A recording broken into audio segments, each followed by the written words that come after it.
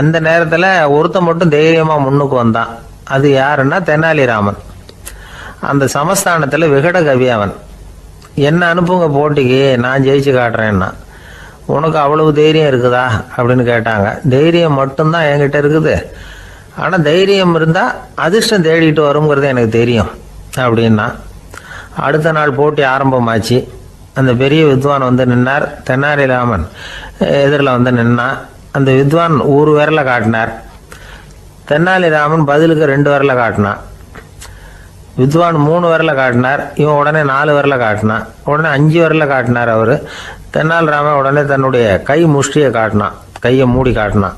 அவ்வளோதான். அந்த பெரிய வித்வான் கிருஷ்ணதேவராயர் காலில் விழுந்தார். நான் தோத்துட்டேன், என் தோல்வியை ஒத்துக்கிறேன் அப்படின்னு சொல்லிவிட்டார்.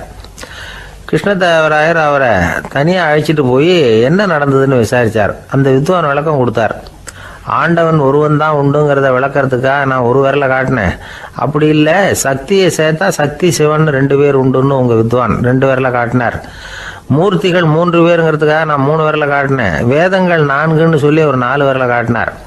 பஞ்சபூதங்கள் 5ன்னு நான் 5 விரலை காட்டினேன். அதையெல்லாம் அடக்கி ஆளணும்னு சொல்லி அவர் கையை மூடி உறுதியாக காட்டினார்.